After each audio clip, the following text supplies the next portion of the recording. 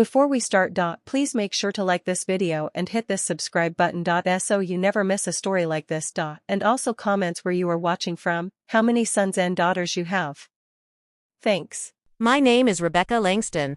I'm from a small farming town in Kentucky, where we grow tough skin faster than we grow crops. And trust me, I've had to grow both. It started on a Tuesday. And not just any Tuesday. It was the first morning we'd had rain in nearly 4 weeks. My fields were soaked, the air smelled like promise, and I was just starting to believe the drought was over. Until they came rumbling down my private road again. Loud, fast, reckless. "You are trespassing. Get off my land," I shouted, waving both arms like a madwoman. But they didn't stop. Didn't even slow down. Instead, the older one, blonde bob, sunglasses that cost more than my truck, stuck her head out the window and laughed. "Relax, Becky," she sneered, like we were old friends. "It's just a shortcut." That was it. That was the match, on dry hay. I stomped into the middle of the dirt path, mud clinging to my boots, heart racing like a war drum. I didn't move when they slammed the brakes, skidding just feet from where I stood. "You better get out of my way," said the younger one, a smug grin on her face. "We've got Pilates at 10, and I've got a restraining order in progress." I snapped back. "This is the 5th time you've ignored my signs. You don't live here. You don't own this road. You don't own me." The older one opened her door, slowly, like a villain in a soap opera, stepping out with heels sinking into my wet soil. She looked me up and down, nose wrinkled like she smelled manure, and maybe she did. "You're just bitter because you're stuck here playing Little House on the Prairie," she spat. "Some of us actually have lives to get to." That was when I lost it. Bitter. Lady, you've been treating this farm like your personal highway.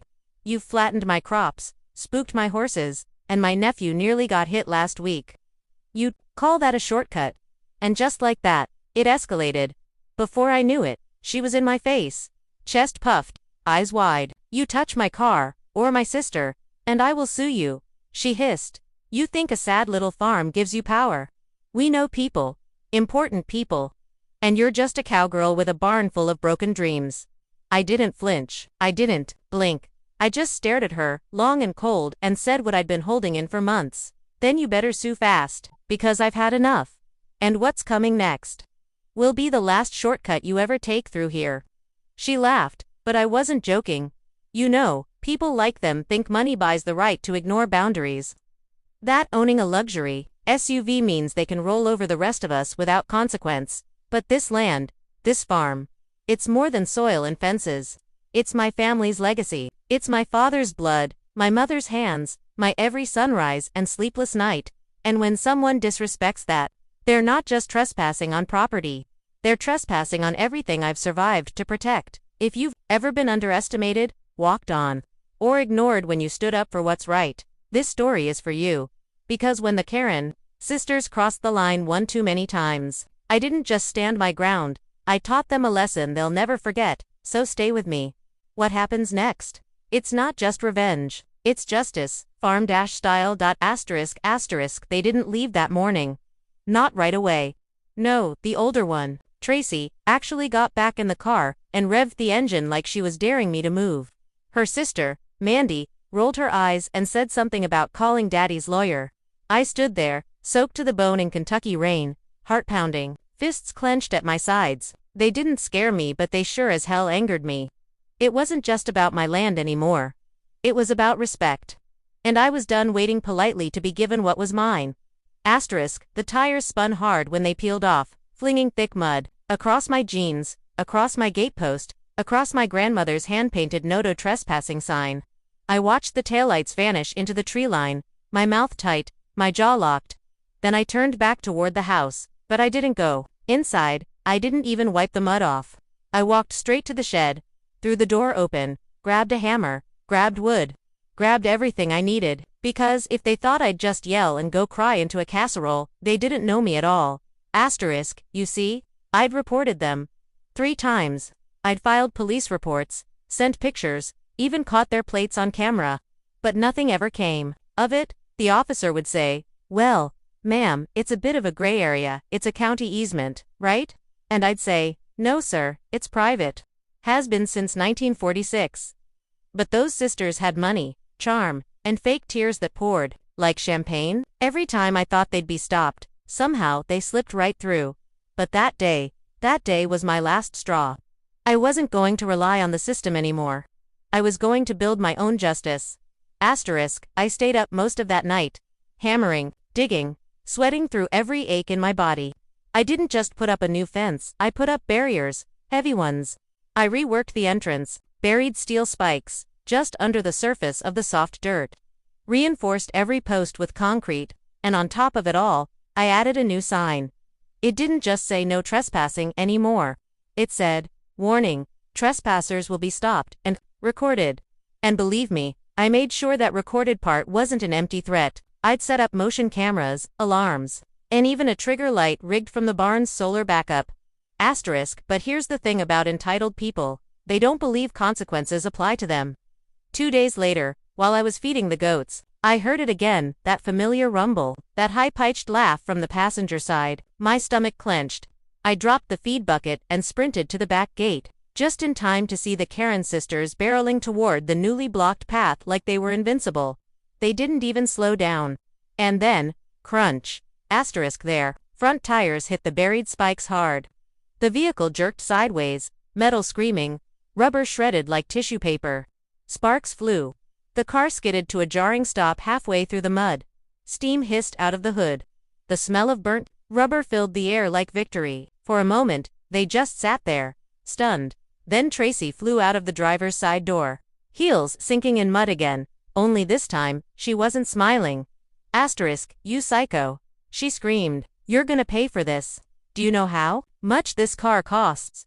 Asterisk, I walked up slowly, calm as I could be, recording every word with my phone. About as much as the damage you've caused to my land, my crops, and my family's peace of mind over the last 6 months, I said. And, trust me, this footage is going everywhere. Asterisk, you'll be hearing from our lawyer. Mandy snapped from inside the car, still gripping her phone like a weapon. This is illegal. Asterisk, no, I replied coolly. What's illegal is trespassing. What's illegal is ignoring 3 formal warnings. What's illegal is reckless driving on private farmland. And this, I pointed to the signs, the cameras, the shattered front end of their luxury SUV. This is called proof.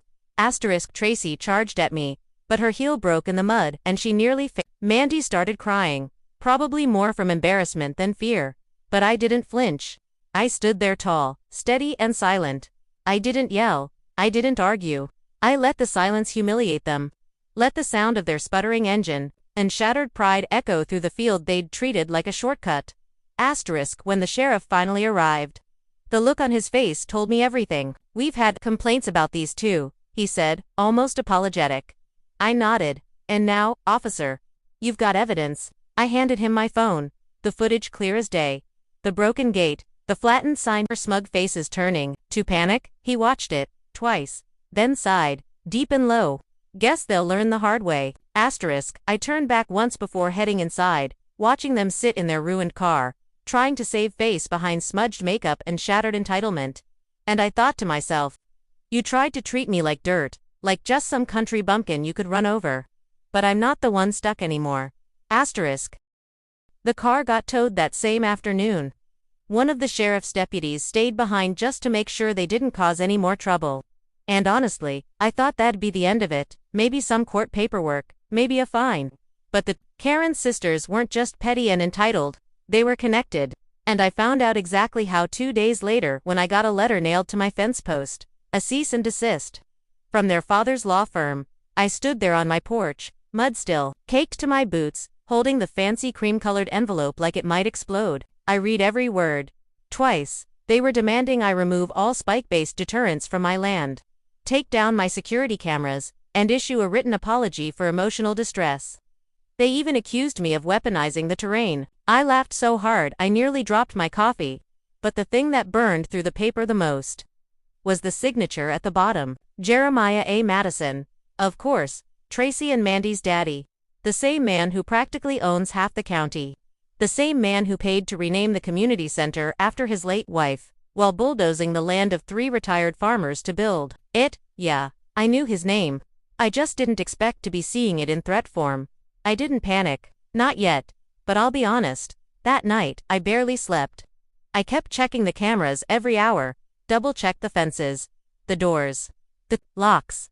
And in the dead silence of 2 a.m., I sat by the window and asked myself, am I really going to war with these people? I could back down. Take the cameras down. Let the land be trampled. Let rich people walk all over me. Again, or I could do what I promised myself I'd do the moment my mother died and left this place in my hands. Protect it. No matter what. Don't. So, I woke up early and started digging. Not holes this time, records. I went to the county courthouse, asked for easement maps, land ownership filings, road use disputes. The clerk was hesitant at first, until I pulled out the file of photos I'd been keeping. She recognized Tracy immediately. Said something about a disrupted fundraiser, and too many complaints to count. I smiled, thanked her kindly, and walked out with a folder of gold. Turns out, those girls had no legal right to any of the paths through my property. They'd just been pretending it was public because it used to be before my granddad bought it in '46. Since then, it's been 100% private farmland, registered and marked. The problem was, no one had ever stood up long enough to fight the lies their daddy paid to cover. But I wasn't just going to fight back with facts. I was going to use the one thing those sisters couldn't manipulate: truth caught on camera. I took the footage I had, the screaming, the laughing, the threats, the car wreck, the meltdown, and I made a short video. Just 2 minutes long, nothing dramatic, no name-calling, just the facts, the faces, and the fence. Then I uploaded it to a local community Facebook group, with one caption: when privilege meets private property. I didn't expect much. Maybe a few likes. Maybe someone would offer legal advice. But by the next morning, it had 19,000 views. And climbing. Messages started flooding in. Other women, farmers, retired teachers, even a man who used to work as a mechanic for the Madison family. He told me about how Tracy once made his teenage son cry just because his shirt had a stain on it. People started sharing their own stories.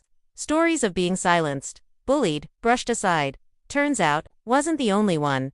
And then came the part that really cracked the sisters' perfect porcelain lives. A journalist from the local station in Lexington reached out, said the clip had made it to their inbox over 50 times. They wanted to feature the farmwoman standing up to entitled land abuse. I told her yes. Not because I wanted attention, but because I wanted that fancy little cease and desist letter to burn. When the segment aired, the Karen sisters didn't show up to the town market for a week. That was unheard of. Usually they strutted in like they owned every booth. Now, their name was a whisper. Their power, cracking. But then, came the knock on my door. It was late, around 9 p.m. I thought it might be the sheriff, or maybe the reporter dropping off a copy of the footage. But when I opened it, I froze. It was Jeremiah Madison himself. Suited, smiling, calm, like a lawyer and a snake rolled into one. Ms. Hale, he said smoothly, extending a hand. I believe there's been a bit of misunderstanding. I didn't shake it, just stared. Funny, I said. That's exactly what I thought when I read your letter. He chuckled. Kids make mistakes. Let's not ruin reputations over some silly boundary lines. What do you say we settle this privately? I looked at him. Really looked, and I saw it. That fear. The kind of fear rich men get when they realize their name might not fix everything. No, Mr. Madison, I said, voice steady. I think this story belongs in the light. He didn't like that. Not one bit. But me. I finally slept like a rock that night. I thought things might cool off after that night. But they didn't, single quotes, they boiled. The video hit 100,000 views in less than 48 hours. People from out of state were commenting, sharing, deeming, calling me brave. Some even asking if they could visit the farm, buy produce, support the stand. I was overwhelmed in the best kind of way. For the first time in years, I didn't feel like I was shouting into the wind. I felt heard. But if there's one thing I've learned, the louder the truth gets, the uglier the backlash becomes. That Monday morning, I woke up to find the front of my barn spray painted. In red. Liar, gold digger, white trash. It took everything in me not to cry. But I didn't. I got the hose, the wire brush, and I cleaned it myself, one letter at a time. And as I scrubbed, a neighbor pulled into the drive. It was Mrs. Green, from 3 farms over. She brought donuts. And paint. I saw what they did, she said, gently. You're not alone. I didn't say a word. just hugged her like she was family. Asterisk, because in that moment, she was, but not everyone stood by me. The town's Chamber of Commerce released a quiet little statement saying it doesn't condone false public accusations, and was deeply concerned about the reputation of community leaders being slandered without evidence. Asterisk leaders. They meant the Madisons. And then came the letter from the bank. Asterisk, apparently, a formal complaint had been filed about a misuse of property income. I knew it was garbage. I knew they were digging for anything to hit back with. But it didn't matter, the pressure worked. My loan, which I'd been paying off early every single month, was being reviewed. Asterisk, I stood there in the bank lobby, holding that letter, and I shook. It wasn't about the land anymore. It was about crushing me. Asterisk, they couldn't control me. So now they wanted to erase me, brick by brick. One thread at a time. But I wasn't about to break. I got back in my truck, went straight to the courthouse, and filed a civil claim against both sisters. Trespassing, damages, harassment, defamation, and yes, even emotional distress. Because maybe they thought I was just some small-town farmer with dirty boots and no bite. Asterisk, but I was my mother's daughter. Asterisk, and she taught me how to fight fair, and fight smart. Asterisk, I also sent a public reply to the Chamber of Commerce. I used my real name. No hiding. Asterisk, my name is Rebecca Hale. I've paid my taxes in this town for 27 years. I've rebuilt this farm twice. I've donated, volunteered, and stayed quiet when pushed. But I won't be silent while lies are sprayed on my walls and powerful families twist justice into their plaything. If you think that kind of power deserves protection, you're no Chamber of Commerce. You're a country club. And I don't belong to you. Asterisk, that post got even more views than the video, and then something shifted. The town clerk came by, quietly, said she'd been told not to let me access certain files anymore.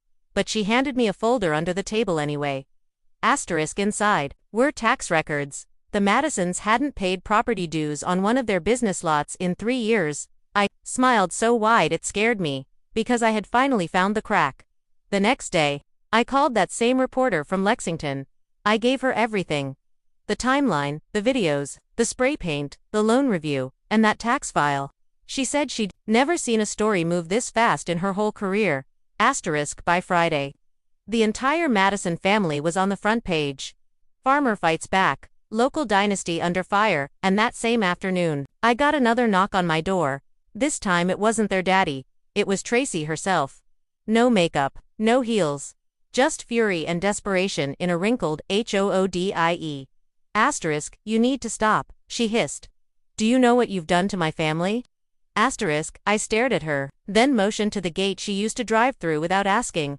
Asterisk, that's exactly what I used to ask you, I said. But you never listened. Asterisk, you're ruining us, she snapped. You don't get it. We're not the enemy. Asterisk, no, I asked. Then why does your father have lawyers trying to strip my land from under me? Why did you laugh when I begged you to stop? Why did you wait until your money couldn't fix it to finally show up looking human? She went quiet. For the first time, she had nothing to say.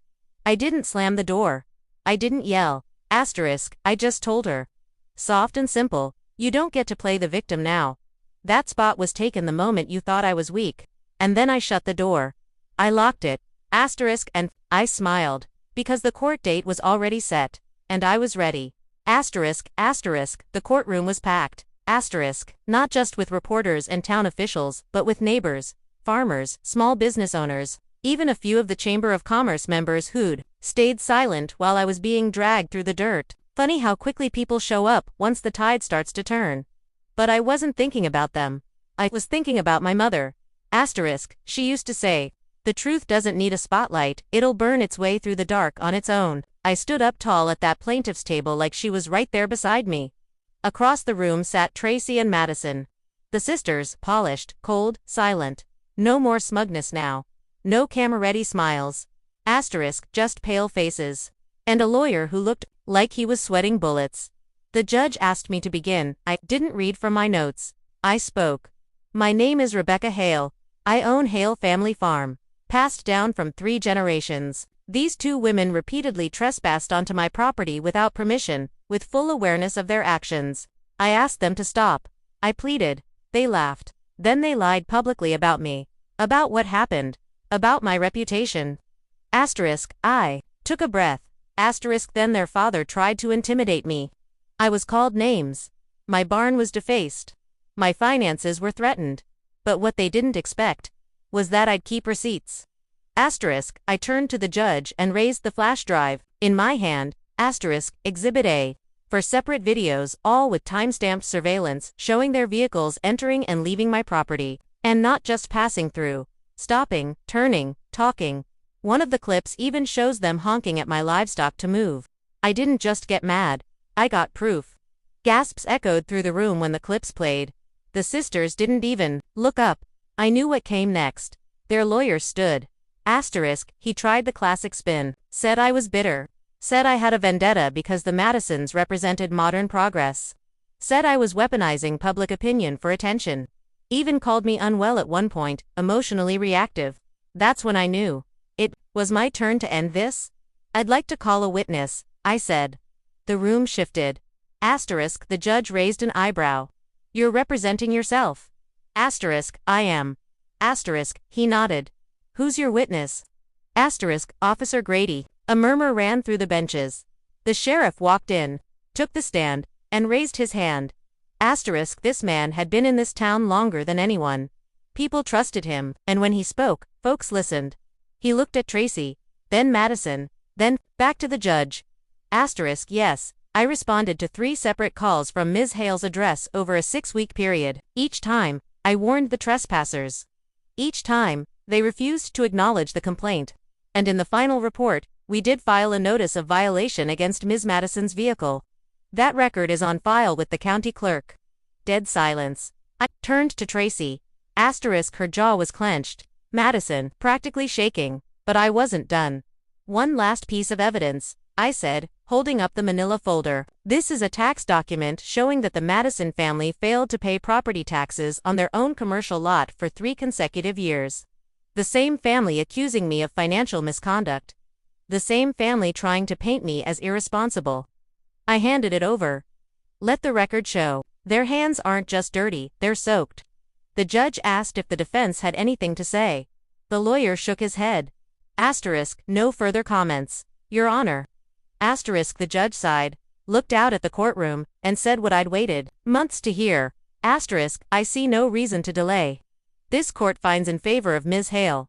The defendants are ordered to pay damages in full, and cease all future contact. Asterisk, and just like that, it was over. The Karen sisters lost.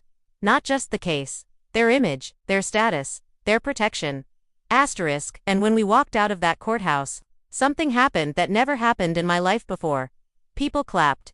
Asterisk, a full round of applause. For me, for a single woman, running a broken farm, who refused to let power silence her truth. Asterisk, but the best part was what came after? A week later, the Chamber of Commerce invited me to speak at their spring forum.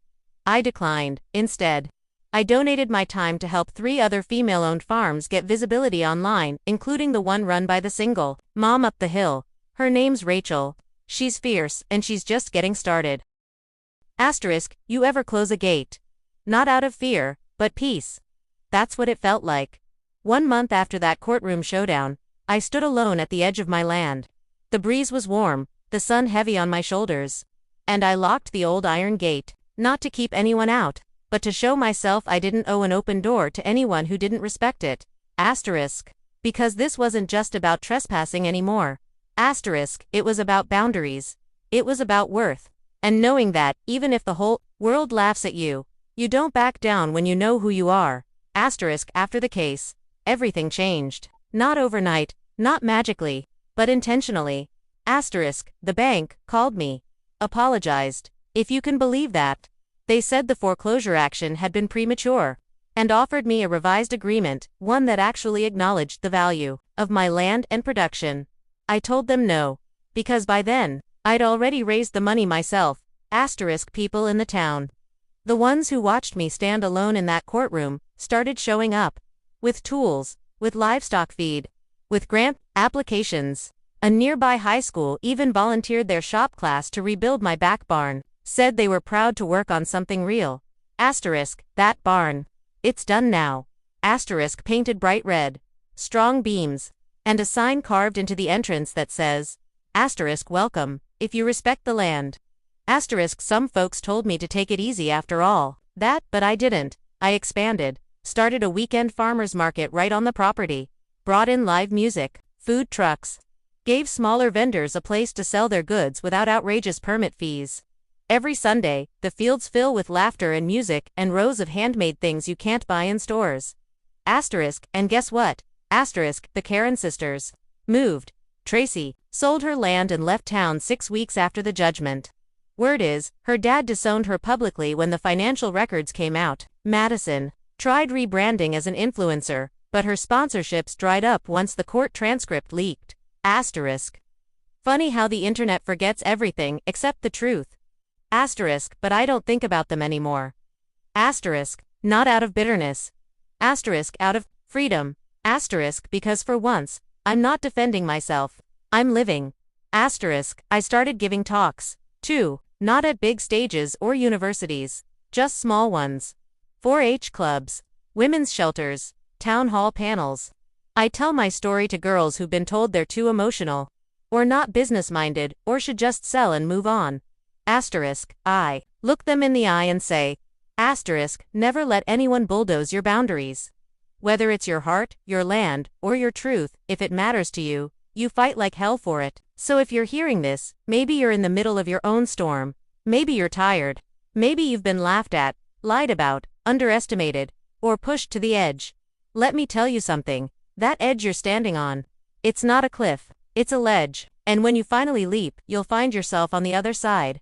The Karen sisters came onto my land thinking I was weak. That I'd crumble, that I'd fold, that I'd let them pave over my voice the way they tried to pave over my fields. But they forgot something. You can run someone over. You can steal their peace. You can even try to bury their name. But if they're rooted deep enough, they grow back stronger than ever. And I did. So here's my story. My fight. My victory. The gate is closed now, but my story, it's just getting started. If you've ever had someone cross your line, disrespect your work, or try to silence your truth, share this story. You never know who needs to hear that it's okay to stand your ground. And remember, sometimes the people who laugh at you just don't see the storm you're about to become.